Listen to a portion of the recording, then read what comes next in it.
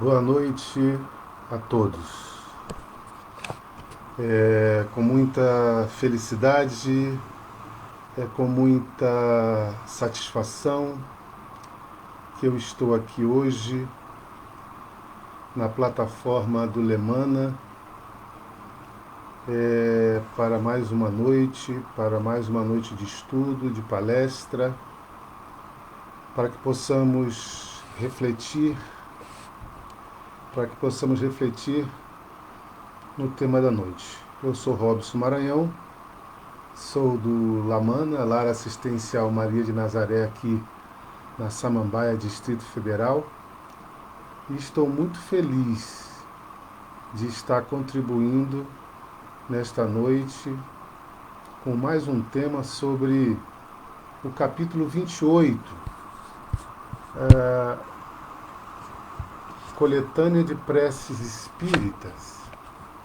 Então, essa noite nós vamos falar sobre o capítulo 28, Coletânea de Preces Espíritas, para afastar os maus espíritos. Mas antes da gente iniciar no tema propriamente dito, vamos falar um pouquinho mais da prece, né?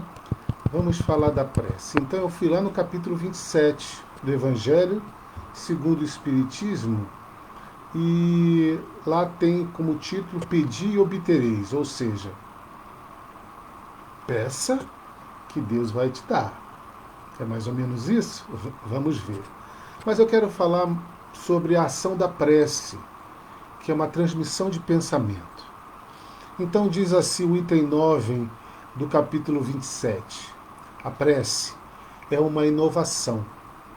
Por ela, nos colocamos em relação mental com o ser a quem nos dirigimos. Ela pode ter por objetivo um pedido, um agradecimento e um louvor a Deus. Pode-se orar para si mesmo ou pelos outros, para os vivos e para os desencarnados, os mortos. As preces dirigidas a Deus são ouvidas pelos espíritos encarregados da execução de seus desígnios. As que são dirigidas aos bons espíritos vão também para Deus.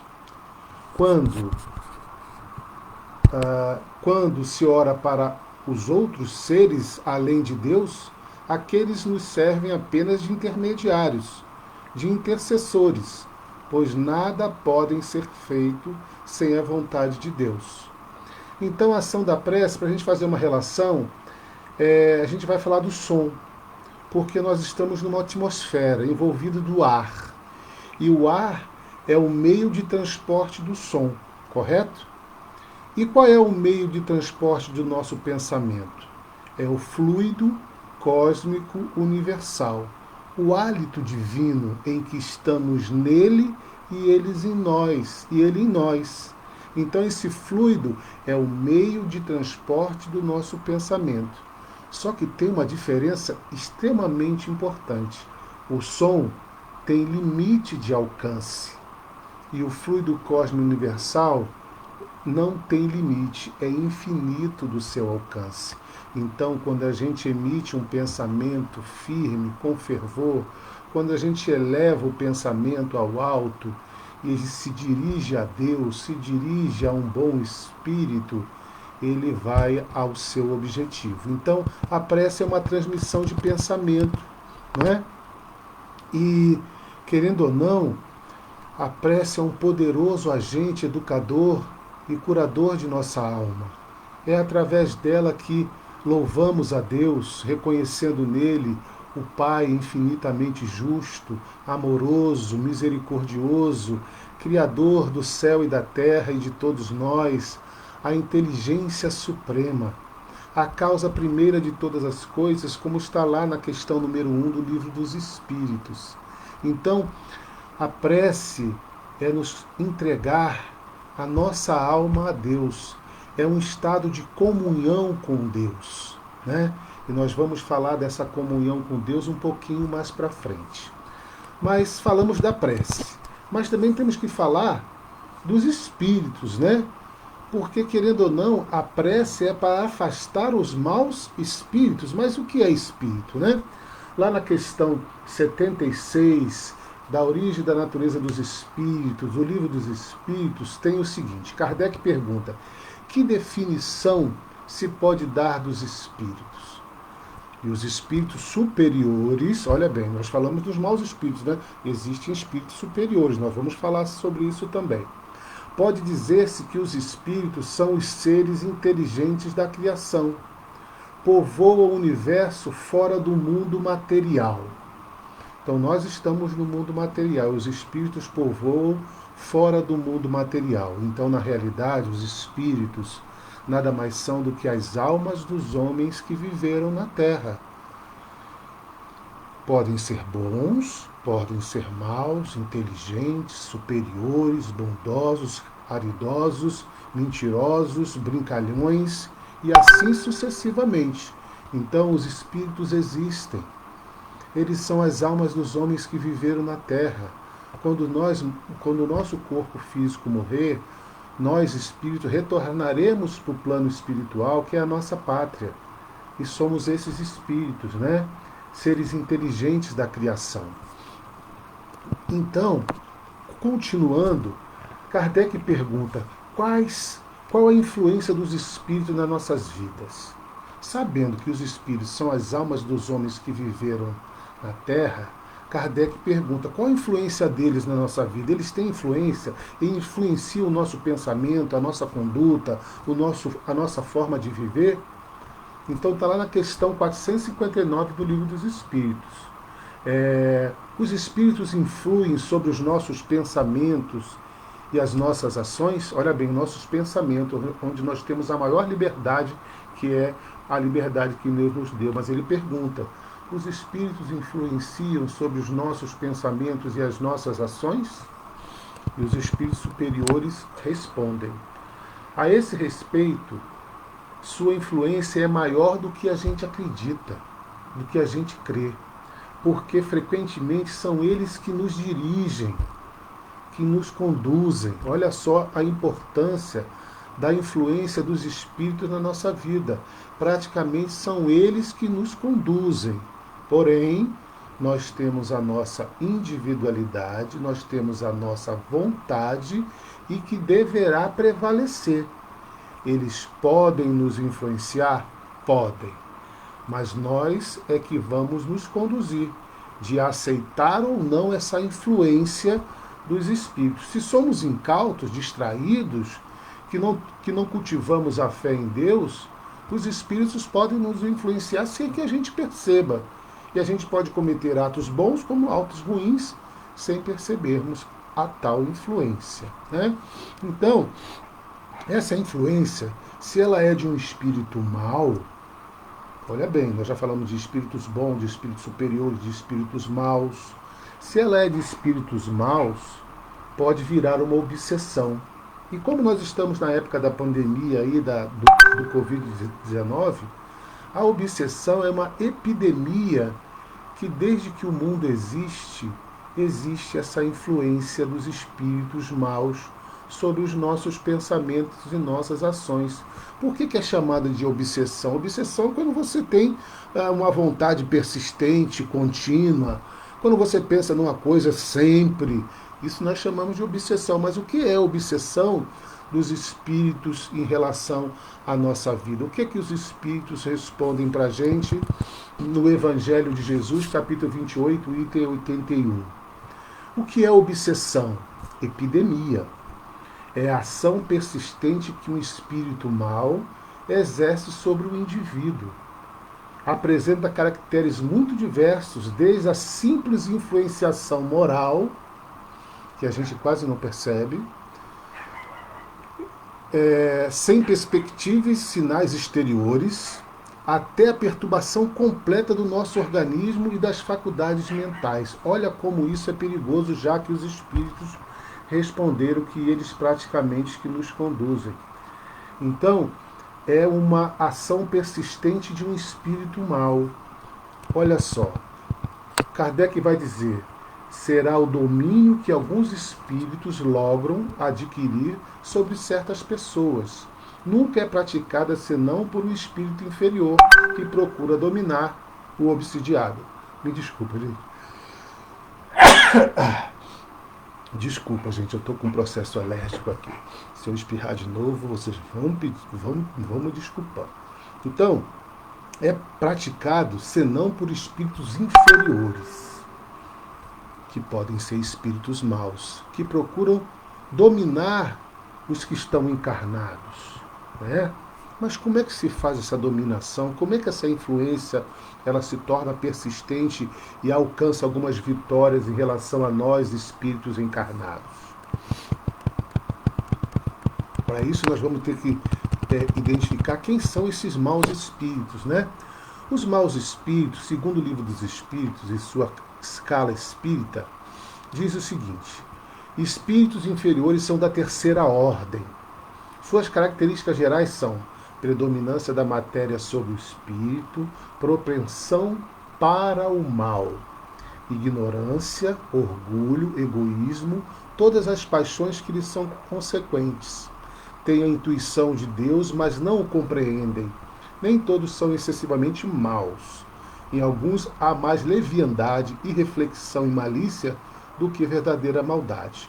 Uns não fazem o bem nem o mal, mas pelo simples fato de não fazerem o bem, já denotam sua inferioridade. Outros, ao contrário, se comprazem no mal e rejubilam quando uma ocasião se lhe depara a praticá-lo. Então, os espíritos inferiores, que são da terceira ordem, é onde estão os espíritos maus. E eles pululam por toda a atmosfera terrestre.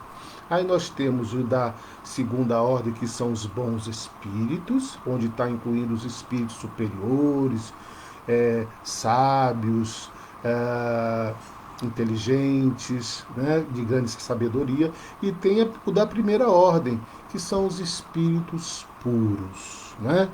Cristo era da primeira ordem, ou seja, um espírito crístico, né? Cristo de Deus. Agora que nós demos a explicação de prece, nós demos a explicação de espírito, a influência que esses espíritos exercem sobre nós, sobre a nossa vontade, muitas vezes, e onde está classificados os espíritos maus. Na realidade, é só olhar para a nossa humanidade que nós vamos ter também essa classificação.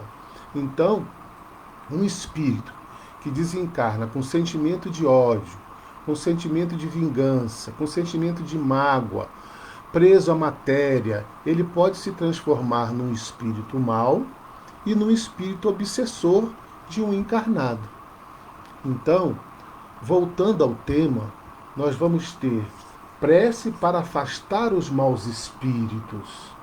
E a prece é poderosa. Está lá escrito no capítulo 27, pedi e obtereis. Mas basta só pedir? Será que elevar meu pensamento a Deus e pedir que Ele afaste os maus espíritos, isso vai acontecer com facilidade? Vamos ver a introdução desse item 15, lá no capítulo 28, Coletânea de Preces Espíritas. Ai de vós, escribas e fariseus hipócritas, pois limpais por fora da taça e do prato, e por dentro estáis cheios de rapina e impurezas. Fariseus cegos, limpai primeiro o interior do copo e do prato, para que o lado de fora fique limpo também. Ai de vós, escribas e fariseus hipócritas, pois sois semelhantes aos sepulcros claros que por fora parecem belos aos olhos dos homens, mas por dentro estão cheios de todo tipo de podridão. Assim, pareceis por fora justo aos olhos dos homens, mas por dentro estáis cheios de hipocrisia e de atrocidades. Isso são palavras de Jesus, que está lá em Mateus capítulo 23, versículo 25 a 28. Nessa passagem, nós vamos perceber que Jesus fala da nossa alma, do nosso interior. Como se nós aparentemente demonstrarmos bondade, qualidades morais, personalidade na fé, isso vai ser suficiente para a nossa salvação e, dentro do tema, consequentemente, uma força para afastar os maus espíritos. E, na realidade, o Cristo está dizendo que não adianta de nada aparentar ser espírita cristão. Não adianta de nada aparentar ser de qualquer religião, utilizando o rótulo da religião como uma importante forma de se apresentar como sendo um ser humano bom, de boa conduta, que pratica caridade, que combate as suas tendências negativas a todo o tempo. Então ele chamou os fariseus, ele chamou os saduceus de hipócritas. Por quê? Falam muito bem sobre as coisas, mas no seu interior está tudo uma podridão, né? Então, nós temos que nos preocupar, antes da prece, com a nossa reforma interior. Por que nós estamos dizendo isso? Porque os espíritos maus, os espíritos inferiores, é igual mosca na ferida. Eles se aproximam da gente pelo que a gente tem dentro da nossa alma, dentro do nosso coração. E se o nosso coração está cheio de sentimentos, de desejos, de vontades inferiores, é como se nós estivéssemos acendendo uma luz para esses espíritos inferiores e maus virem nos influenciar. Muitas das vezes somos afins pelo sentimento que cultivamos. Por isso que a doutrina espírita levanta como bandeira, fora da caridade não há salvação, porque a caridade é uma via de mão dupla, onde a gente vê o sofrimento do outro, reflete e começa a pensar em nos reformar interiormente, em parar de reclamar da vida e se reformar interiormente. A doutrina espírita nos pede para a gente estudar o Evangelho de Jesus e toda a literatura espírita para adquirir subsídios para renovar a nossa fé. E a reforma íntima é de extrema importância. E para caracterizar a nossa comunhão com Deus, porque se nós tivermos comunhão com Deus, afastar os maus espíritos será um pouco mais fácil. Lembrando que, muitas das vezes, hoje estamos numa situação boa e somos até bons, no passado nós fomos algozes. E muitas vezes, mesmo assim, mesmo tendo um bom coração, os espíritos vingativos esperam uma fraqueza da gente para vir nos influenciar para o mal, porque eles querem se vingar com a nossa queda. E muitas vezes, não conseguindo nos atingir, às vezes atinge até os nossos entes queridos. Por isso, da importância da nossa reforma interior. E para caracterizar isso, eu fui lá no livro Boa Nova, no capítulo 19, que é a psicografia de Chico, do espírito Humberto de Campos. E lá tem como título Comunhão com Deus. E eu vou ler para vocês uma passagem dessa história, que é um diálogo entre Jesus e o apóstolo João, muito novo naquela época, com seus 16, 17 anos, e ele estava muito angustiado, porque Deus estava te apresentando aos apóstolos um pai, e não um Deus que castigava, como eles cultuaram até aquele presente momento com o advento do Cristo. Então João estava meio confuso, porque ele tinha em Deus uma autoridade muito distante e que castigava, né? Rígido, né? Então eles tinham um Deus bem no altar, né? E Jesus vai apresentar o Deus Pai Todo-Poderoso de uma forma amorosa. Tanto é que ele chama Deus de Paizinho e nos ensina a fazer a oração dominical, que é o Pai Nosso. Então João estava meio confuso, como ele teria essa comunhão com Deus, tanto é que até aquele presente momento ele tinha um pai que era rígido, né? Aquele patriarca que nós vimos em Abraão, nós vimos em Moisés, que até inclusive muitas vezes mandava matar. Os judeus acreditavam que quando eles perdiam uma guerra, é porque Deus estava castigando. Então essa era a representação de Deus na terra para aqueles apóstolos. Então João estava muito confuso e pediu a Jesus que ele, além das orientações e os conceitos que o Cristo tinha passado para ele, ele pedia que pudesse exemplificar, que ele pudesse mostrar, que ele pudesse didaticamente apresentar uma forma de ele entender melhor. E numa caminhada de João e Jesus para Jerusalém, os dois a sós, vai ter a seguinte passagem contada por Humberto de Campos. Na excursão a pé, ambos se entretinham em admirar as poucas belezas do caminho, escassamente favorecido pela natureza. A paisagem era árida e as árvores existentes apresentavam as frondes recurvadas, entremostrando a pobreza da região que não lhe incentivava o desenvolvimento. Então, com a pureza do Cristo e a sensibilidade de João, num clima árido, numa terra totalmente seca, de árvores contorcidas, eles buscavam tirar o melhor daquela região, né? Não longe de uma pequena propriedade, o mestre e o apóstolo encontraram um rude lavrador cavando grande poço à beira do caminho.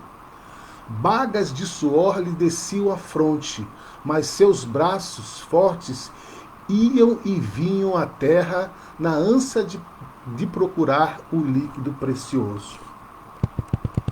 Então o trabalhador estava lá suando, cavando, devia ter há vários dias para procurar água limpa, né?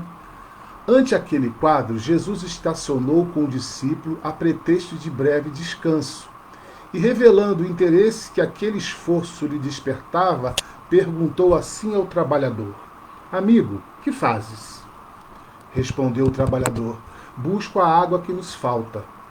Redarguiu com um sorriso o interpelado. A chuva é assim, tão escassa nessas paragens? Tornou Jesus, evidenciando afetuoso cuidado. Respondeu o trabalhador: Sim, nas proximidades de Jericó, ultimamente a chuva se vem tornando uma verdadeira graça de Deus. O homem do campo prosseguiu no seu trabalho exaustivo, mas, apontando para ele, o Messias disse a João, em tom amigo: Este quadro da natureza é bastante singelo, porém é na simplicidade que encontramos os símbolos mais puros. Observa, João, que este homem compreende que sem a chuva não haveria mananciais na terra, mas não para em seu esforço procurando o reservatório que a providência divina armazenou no subsolo. A imagem é pálida, todavia chega para compreenderes como Deus reside também em nós. Dentro do símbolo, temos de entender a chuva com o favor de sua misericórdia, sem a qual nada possuiríamos. Esta paisagem deserta de Jericó pode representar a alma humana vazia de sentimentos santificadores. Este trabalhador simboliza o cristão ativo, cavando junto dos caminhos áridos, muitas vezes com sacrifício, suor e lágrimas, para encontrar a luz divina no seu coração. E a água é o símbolo mais perfeito da essência de Deus, que tanto está nos céus como na terra. Então, gente, essa história, ela é tão linda, simples e linda, pálida, como Jesus falou.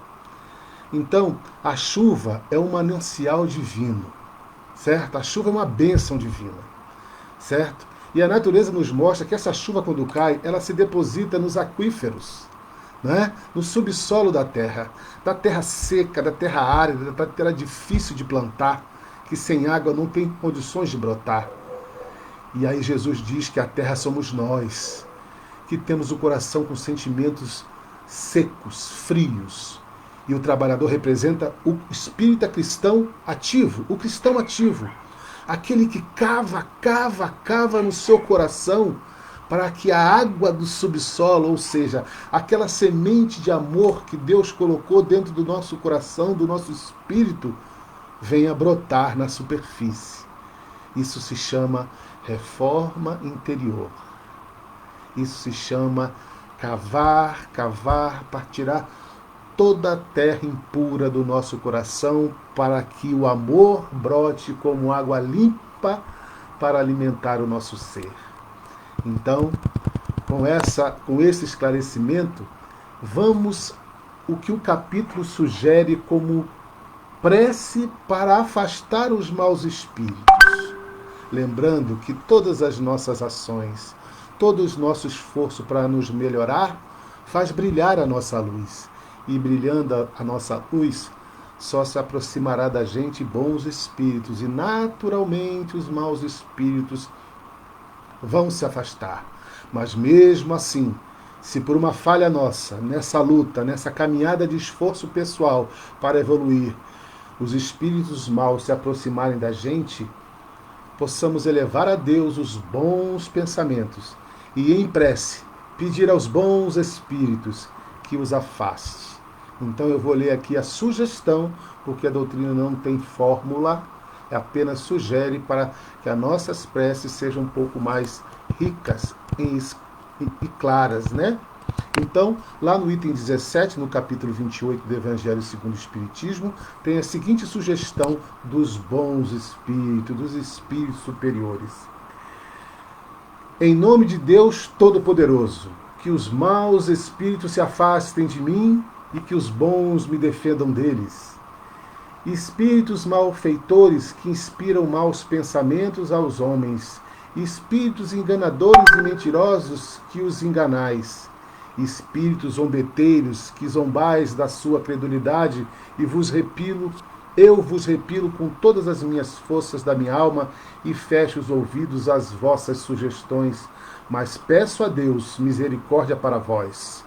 Bons espíritos que me assistem, dai-me a força para resistir à influência dos maus espíritos e a luz necessária para não cair em suas ciladas. Preservai-me do orgulho e da presunção. Afastai do meu coração os ciúmes, o ódio, a malevolência e todo sentimento contrário à caridade, pois são também outras tantas portas abertas aos espíritos maus. Então vocês percebam aí, meus amigos, que na sugestão da prece que os espíritos nos oferecem para afastar os maus espíritos, existe uma relação de caridade. E por mais que a gente peça para afastá-los, a gente pede a Deus que tenha misericórdia de cada um deles. Por quê? Porque esse estado de maldade é passageiro. E esses espíritos hoje, caracterizados como maus, muitos deles foram nossas vítimas do passado. Por isso, muito cuidado ao pedir a Deus, porque se lá no capítulo 27 está dizendo pedir e obtereis, nós devemos saber pedir, com humildade, com simplicidade, e reconhecendo no nosso irmão, ainda imperfeito, até mesmo como nós, ou mais imperfeito ainda, também vai precisar do nosso amor e da nossa misericórdia. Então, amigos, eu agradeço muito, muito a atenção de vocês e peço a Deus que continue nos abençoando, continue nos iluminando através dos conhecimentos da doutrina espírita, para que a gente possa buscar recursos para a nossa alma, renovar a nossa fé a cada dia, porque estamos na Terra para evoluir. Estamos na Terra para o nosso crescimento espiritual. E para isso precisamos cavar o nosso coração, nos reformar interiormente, para que possamos encontrar a luz e a água que é a fonte da vida.